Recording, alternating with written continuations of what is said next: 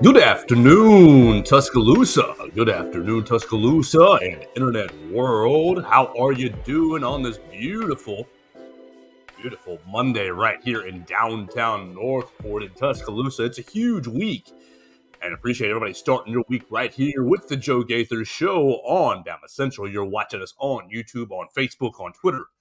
You're listening to us on Spotify, on Apple Music, and on Amazon. So I appreciate everybody watching us and listening to us. Tell a friend about the program. Subscribe, rate, and review. You can find me on the social medias at Joe Gaither6 on Facebook, Twitter, Instagram. Send me your comments, questions, queries, and complaints right there to any of the social media channels that you see. Well, hopefully you're going to have a fun show and a fun week. It's a huge week. Like I said, it's a huge week in sports, in Tuscaloosa sports, as Alabama is opening up. That's the main attraction. Alabama football opening up. Practice this week. Fall camp getting started this week. And, Wednesday, we're going to see the players report to Tuscaloosa, make sure they're reported. We're going to have a little bit of I think it was going to be the Nick Saban lunch on Wednesday, the Knicks kids lunch. And then we're off and running on Thursday. It's going to be a lot of fun. So as we get ready for the new year. All right, let me take a little 2-second background and set this week up and set this day up first. First, we want to apologize for missing on Friday. We had a kind of a travel day. We drove up to Chicago just to have a little weekend, and I thought I was going to find a place to do my show on Friday. It never really materialized, so I apologize about that for anybody who missed the program on Friday. We drove back through the evening on Saturday, and then now we're ready for the new year. I feel like I probably came down with a little COVID or some sort of an illness over the weekend, but I am okay. As they say in Hollywood, the show must go on. You see me if you're watching on YouTube. I'm broadcasting from home, so no worries about getting anybody else sick. We're just going to do the best we can. If you hear it in my voice, I apologize. Really, that's the only place that we've got the illness in my voice and just a little chills down my back. So we're doing okay. It's good. It was a great weekend. It was an awesome weekend up there in Chicago. I love the city. Appreciate everybody helping me out and allowing me to get up there. I appreciate Austin Hannon writing Perry Thompson's flip on Saturday. Oh my gosh, we'll get into that in just a minute. I appreciate really everybody allowing me to escape for a little bit. And yeah, so my buddy Taylor for putting me up and having a couple of dinners. It was great.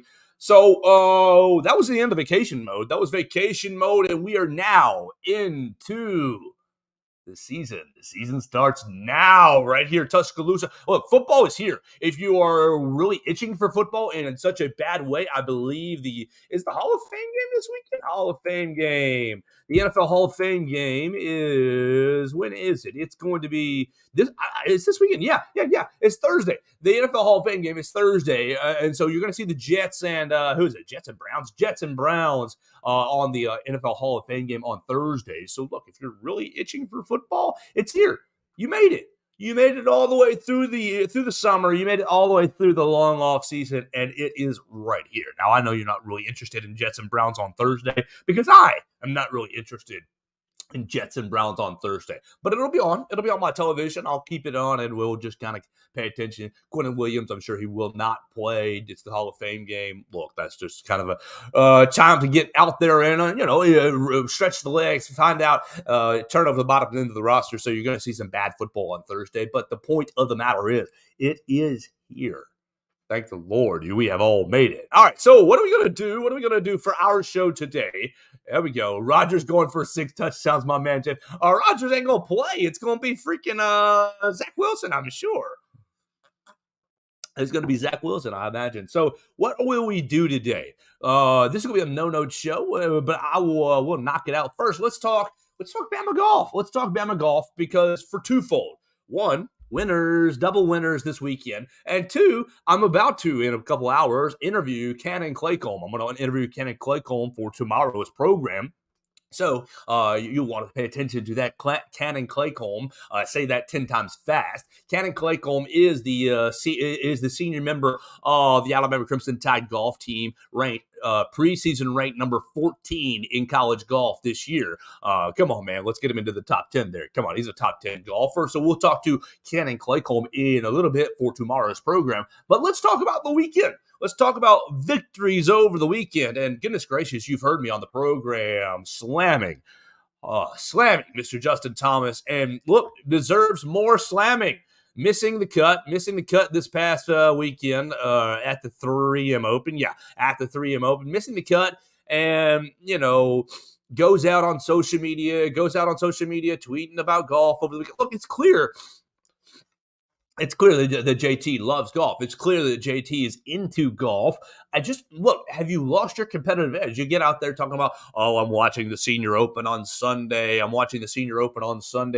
it's great links golf, winds at, miles an hour, blowing hats off people's heads and, rain sideways and just brutal conditions, X, Y, Z.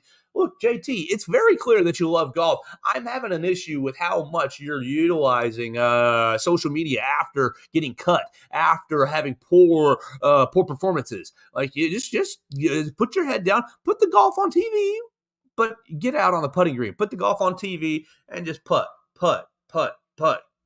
all day long, my man. But look, this is not about Justin Thomas missing the cut for his 6th or 7th cut this season. Worst year of his professional career. Let's talk about the good. I like focusing on the good, the silver linings, the positive things.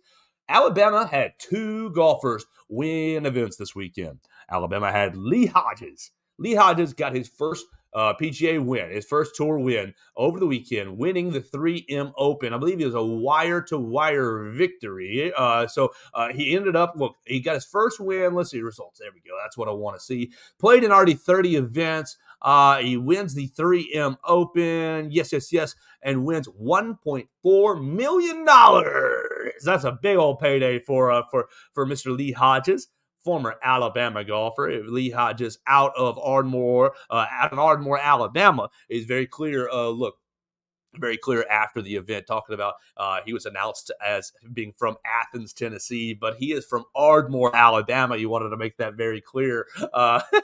So played here as a junior and senior from 2016 to 2018 from UAB first. He transferred out of UAB, so played here from 16 and 17, and then obviously he's jumped on to the PGA Tour, and he won his first PGA Tour event this past weekend at the 3M Open, and we want to give him a huge shout out. Now, little fun aspects of that.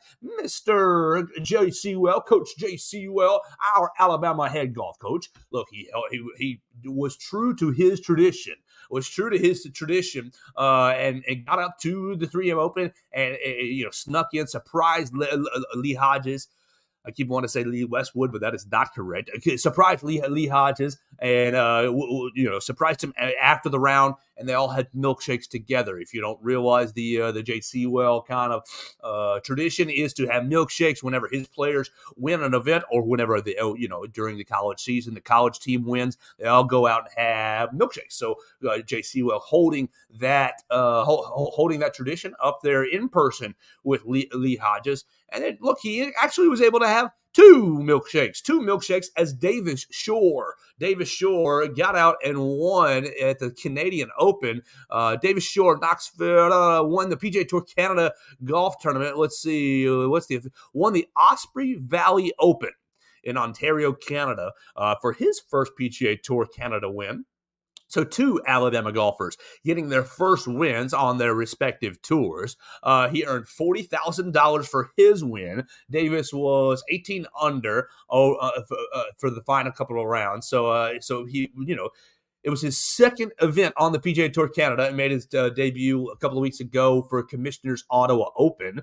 Look, he is now 6th in the Fortinet Cup standing. So look, Davis Shore really putting Alabama. Look, you got 2 guys. I know JT gets all the credit and all the love, but 2 guys on a little smaller scale. Davis Shore, obviously, PGA Tour Canada is not near as big as the PGA Tour, as the Big Boy Tour, but to have a victory is incredible and a lot of fun. All right, so Lee Hodges, I believe, qualified for the FedEx playoffs, and my man James chiming in needs to finish top 18 this week to qualify for the FedEx playoffs because he's had such a bad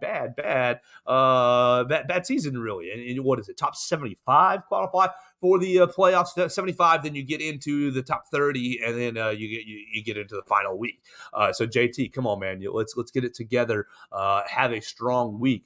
And get yourself into the FedEx playoff. Big props, big congratulations to Lee Hodges and to Davis Shore. Lee Hodges, once again, winning the 3M Open at 24 under. He went 63, 64, 66, and 67. 24 under. Absolutely absurd numbers up there at the 3M Open. I think that's in Minnesota, I believe it is.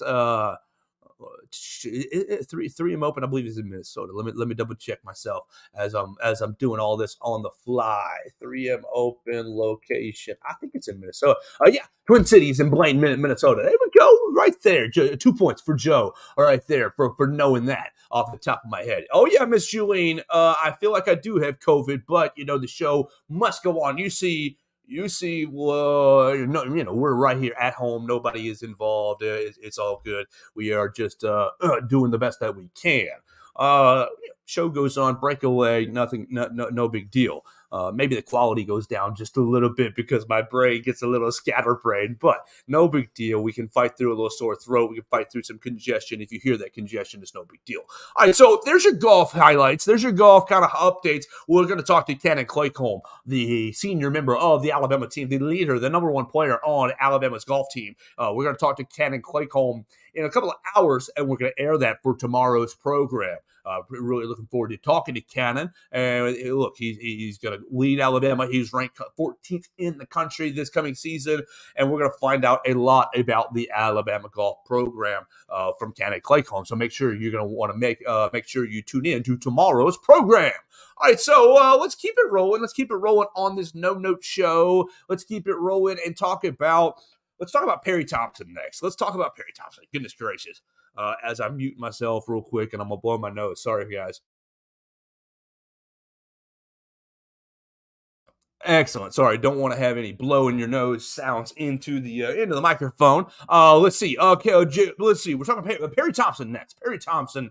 Over the weekend, you had 2 huge recruiting weekends. Well, really, it was a big recruiting weekend for all of the schools because it was basically like the last summer bash. It was like the last summer bash before fall camps open. Alabama marquees their summer bash as the champions cookout. And Auburn marquees their last weekend as Big Cat Weekend. Okay, so Alabama had a lot of guys come to the Champions Cookout. Yes, great job. But I want to talk about Perry Thompson first. Perry Thompson attending Big Cat Weekend. The Alabama commit, now Auburn commit. Let's see. Now Auburn commit flipped and made his decision official on Saturday, or basically, I guess it's going to be official in December when they actually sign ink to paper, December and or February, depending on what signing date they end up opting for. But Perry Thompson deciding, he's going to flip his commitment. If you've been watching Perry Thompson at all on social media over the last 3 to 4 months, you have seen him flirting a lot with Auburn, a lot. And so for anyone who, watch this and be surprised, I would say that you're not thinking logically. Perry Thompson has been teasing the Auburn flip for a long, long time. And does it stink to lose him? Yes, let's be honest. It's no fun to lose any 5-star prospect. It's no fun to lose any, anybody that can help this football team. So look, Perry Thompson, I think that what you've got going on here, is Yeah, that's what I wanted right there. Sorry, always shifting tabs as I'm continuing to talk. So look, Perry Thompson goes on and he flips to Auburn. He flips to Auburn, and I'm not that concerned. You already have Rico Scott in the recruiting class, and you look at the 25s. You see Ryan Williams and Jamie French, both those guys at Champions Cookout this past weekend. You can check out their social medias and see some of their time on the lake. I'm not surprised that Perry went to go flip to Auburn, and I'm not really that concerned. Now, will he be impactful for Auburn? Yes, he probably will end up. He probably will end up being one of their better players for the course of over his career. But this is Alabama. We're not really going to lose sleep over losing recruits, in my opinion, because Nick Saban's always going to go out and find the next main recruit. Now, you do have to pivot. You have to pivot and probably get one more receiver, and the top end receivers are few and far between. Are few and far between now in the 24 class. A lot of attention now goes to Amari Jefferson, the Chattanooga Baylor High School wide receiver who is considering Alabama, Tennessee, and Georgia. Already Tennessee baseball commit and is wanting to play both baseball and football in college. Now Lamar Jefferson is committing on Saturday, August 5th. So we're gonna find out real soon on where Alabama stands and if they can get him. Whispers really tell me, birdies little tell me that Georgia is the new leader for Amari Jefferson. Yes, I was feeling Tennessee for a long, long time. I was feeling Tennessee based off the baseball offer and just kind of the long-standing relationship. But Georgia, I believe, is now the new favorite for Amari Jefferson. Now, look, I am not Andrew Bone. I'm not Steve Wiltfong. My prediction analyst is not up there 90% plus like those guys are. But I am feeling like Georgia is the new leader. Now, Amari Jefferson over the weekend went to Tennessee on Friday and went to Alabama on Saturday. Those might fly in the face of my predictions, but I wonder if Amari was telling those guys in person, telling those teams in person, thank you for recruiting me. I appreciate you. Thank you for recruiting me, but I am going to be going to the University of Georgia. It's often classy to let people know ahead of time, either in person or on the phone. And so, Amari, look, we'd love to have you here in Alabama. I would love to have you here. It would be a lot of fun. But we'll see where he goes on Saturday. For another big commitment on Saturday, this coming Saturday, KJ Bolden out of Buford High School ended up at Auburn Big Cat Weekend and saying that, Auburn is now in his top two. Now, who that number one is up for debate. Whether it's Ohio State, Georgia, Alabama, Auburn. He's flirting with all four of those schools. Who is in my top two? KJ Bolden. Look, if he ends up at Auburn, you're starting to see Hugh Freeze pick up some real momentum. Now, a lot of that you can probably say, oh man, NIL, oh man, Yellowwood, oh man, Tim Cook. But who cares? It's the nature of the beast. It's the nature of recruiting. And at some point, Auburn had to get into the game with NIL. I know that Brian Harsin never really got it going on the recruiting train. So you start to see Hugh Freeze with the backing of his program, with the backing of his boosters, making some dents, making some headway in the recruiting trail. Now, you look on Auburn's recruiting ranking from the rest of the SEC. They're still in the bottom end. They're still at 12-13 in the bottom end of the SEC. But you bring in Perry Thompson.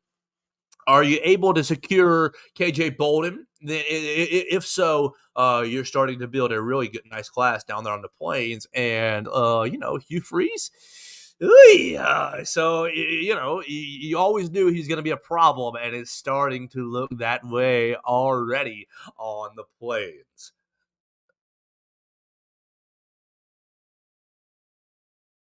All right, let's keep this bad boy rolling, this Monday rolling on the Joe Gaither Show right here on BamaCentral and BamaCentral.com. Let's keep it rolling by looking at the guys who were here, for Big Cat. For the Champions Cookout.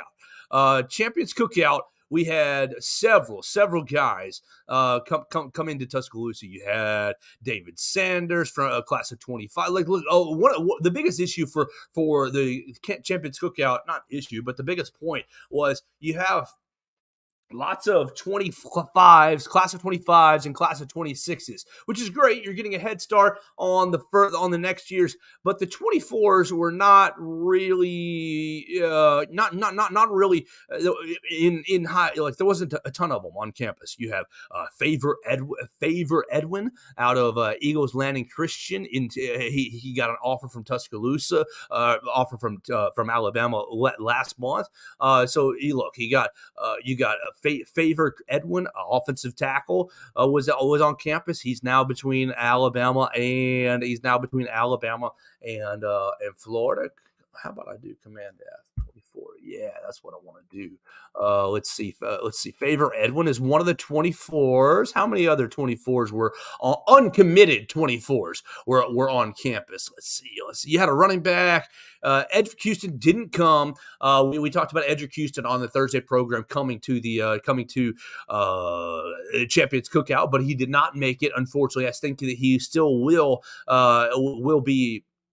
He's still on the table for Alabama. He's going to announce his college decision on August 22nd. It's going to really it's really going to come down to Alabama, Ohio State, Clemson, and Georgia. Probably Alabama or Ohio State.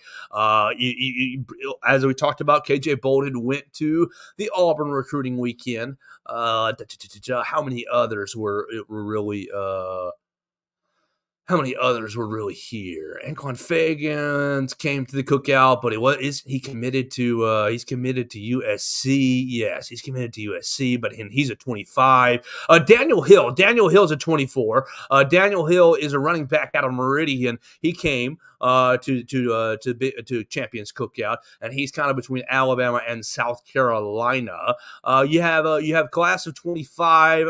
You have class of 25 or 26 to quarterback George McIntyre out of Brentwood Academy, who came. Julian Lewis is a 26 quarterback. So it was really a nice weekend here in Tuscaloosa for the Champions Cookout, but a lot of the focus, a lot of the attention on future classes, class of 2025 and class of 2026. So Alabama, really, obviously you're going to continue recruiting.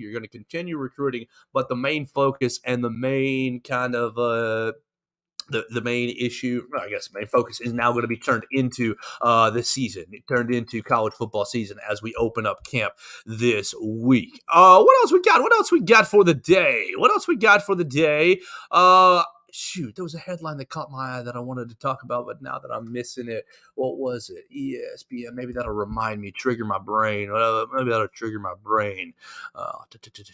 Rogers, no. NCAA football, no. LSU reporter, no. What was it? Maybe it was on. I definitely saw a headline that triggered my brain. I wanted to get into. Now that I'm losing my mind, thank you so much. I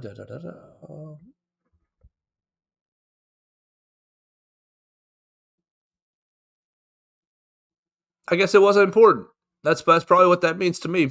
It must have not been important at all if I can't find it really quickly. Okay, so let's talk about Alabama football as we get into the week. You get into the week, and here's your schedule. Look, Alabama's going to be no practice on Wednesday. Players report. You got practice Thursday, Friday, then Saturday. Three in a row, and then you take a day off on Sunday for the Lord. You go 1, 2, 3, 4, Monday, Tuesday, Wednesday, Thursday, Friday, 5 in a row, 6 in a row, Saturday scrimmage on the 12th. Sunday off, and really, basically, as I'm looking through the schedule, it looks 1, 2, 3 like you're getting right into your first double off day is August 20 and August 21, Sunday, Monday. But pretty much you're going every day except Sundays, and then you get Sunday, Monday off. Problem for us is that we're not invited. We're not invited to any of the practices. Alabama, here we go. Alabama will provide B-roll photos following practice on these days, and Obviously, you will have time to speak with Coach Saban, and it will have players on different days to kind of get a gauge for what practice will be. But it's good, it's kind of hard to know what's going on without having even that 10 minutes, even that 15-minute period where you're seeing who is at practice. Now, look, you're never going to know, even if we're out there all day long, who's going to be the quarterback, this, that, or the other. And I understand Coach Saban protecting what who's going to be at the in quarterback and who's schematically who's in the order. But goodness gracious, it makes it hard to cover the team. It makes it hard to get excited about practice, excited about anything. We'll try to talk to people who are at the 2 weekends, the 2 scrimmages, and find out what they see.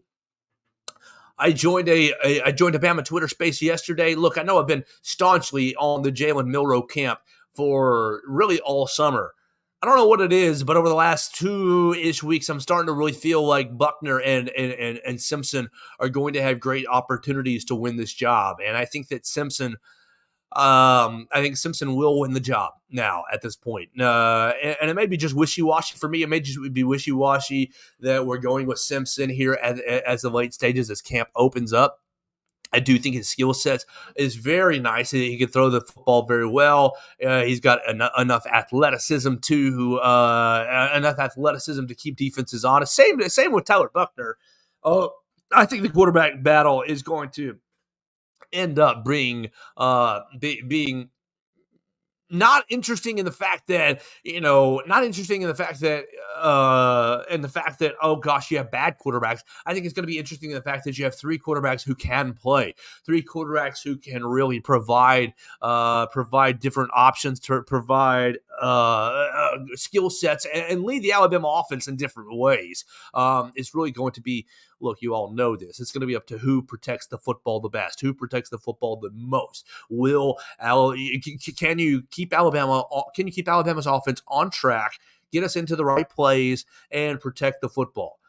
Will Jalen Milroe do that? Will it be Ty Simpson, or will it be Tyler Buckner's experience in the Tommy Rees system that gives him the leg up? That's really your main question. I don't have a ton of real questions about Alabama football going into the year because look, every question can be answered the same way over 16 years. Nick Saban will figure it out. Nick Saban knows what he's doing. Nick Saban will put the best product on the field possible. And so as long as Coach Saban is in charge, and does it make it boring from the talk radio standpoint, from the talk show standpoint? Yes, it does. But I could come up with question marks about, will Kevin Steele improve the defense? I think it remains to be seen. Who cares about? I'm kind of with Coach Saban in I don't like hypotheticals. I don't like hypothetically, now that Bryce Young's moved on, will Alabama go back? Like, you read the tea leaves and you can kind of understand what Alabama's about to go doing on offense, running the football, putting the game in the hands of the offensive line, putting the game in the hands of running back Chase McClellan, Roydell Williams, Richard Young, Justice Hayes, Jam Miller.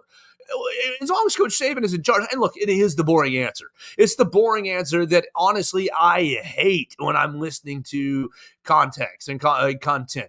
As long as Coach Saban's there, but that's the fact of the matter. And then you get into, well, will Alabama beat Georgia in an SEC championship game? I don't know, but I know they can. I know they absolutely could. You got to get there first.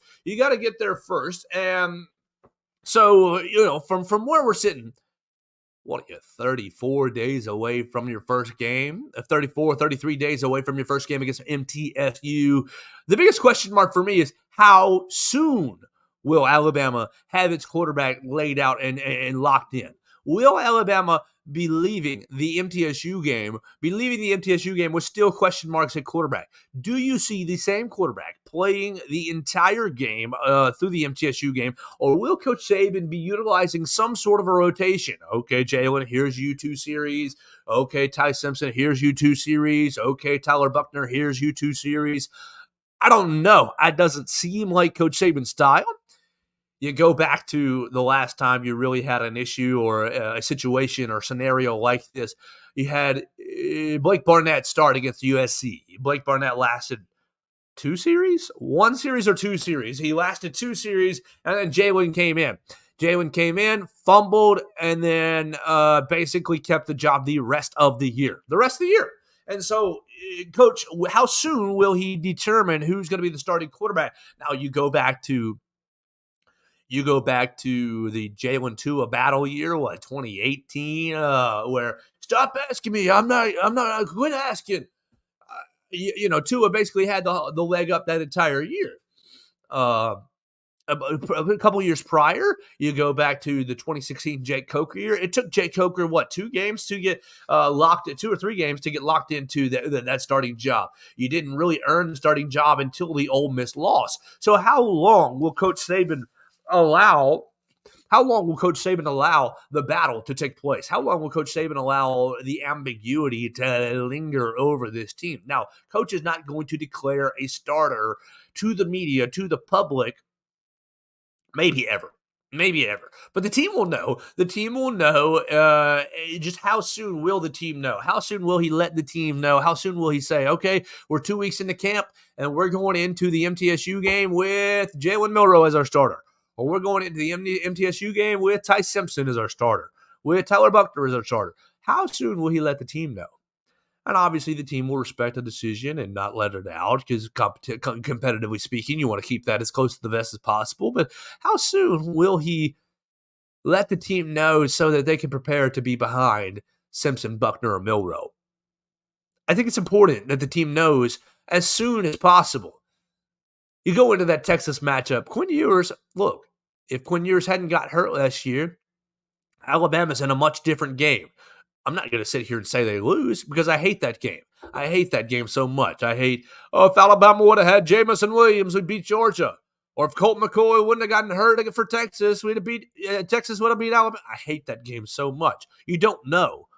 What you do know is the game would have been different. It would have been different and probably would have been more. It was already challenging, but it would have been a different sort of challenge.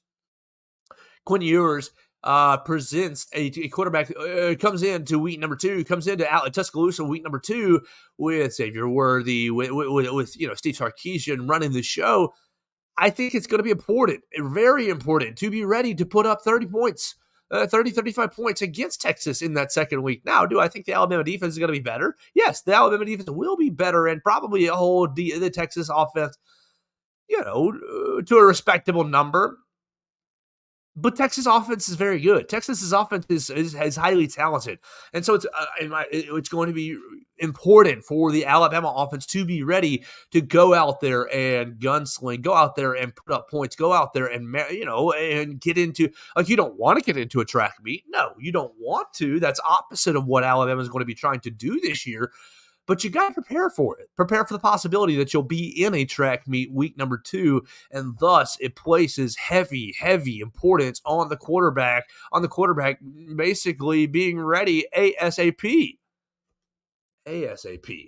All right, so that's going to pretty much get my program off for the day. We'll talk to Ken and Claycomb tomorrow on the program. We're really going to talk to him in just a couple hours, and I'm going to air it tomorrow. We'll talk to Ken and Claycomb, the number 1 golfer on the University of Alabama's team this year, ranked number 14 in college, preseason ranked number 14. We're going to see him jump into the top 10 really quick.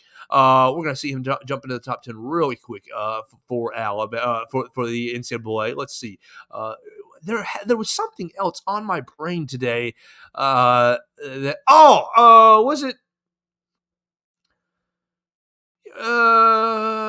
Okay, I talked about JC getting up to Minnesota for the 3M Open for the final. Coach Saban called Lee Westwood as well. Congratulated him.